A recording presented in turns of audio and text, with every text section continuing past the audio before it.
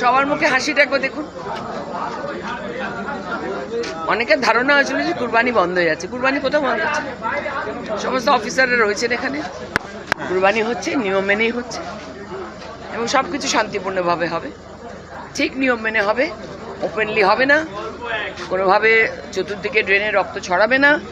সবাই মিলে হ্যাঁ হ্যাঁ করেছেন, কি করেছেন তো, করেছেন তো। এদিকে আসুন, আমার পাশে আসুন, আসুন আসুন, আপনি আমার পাশে আসুন, কোন ভিডিও করতে হবে না, এখানে আসুন, আসুন আসুন আসুন আসুন আসুন, ইমাম সাহেব আসুন, আসুন আসুন, আপনারা আসুন, আসুন আসুন, আপনারা আসুন। আমরা সুন্দর করে অনুষ্ঠান করব, ঠিক আছে? সুন্দর করে অনুষ্ঠান করে, এদিকে আসুন, আসুন আসুন আসুন। আমরা সবাই সুন্দর করে অনুষ্ঠান করব, সব নিয়ম মেনে অনুষ্ঠান করব।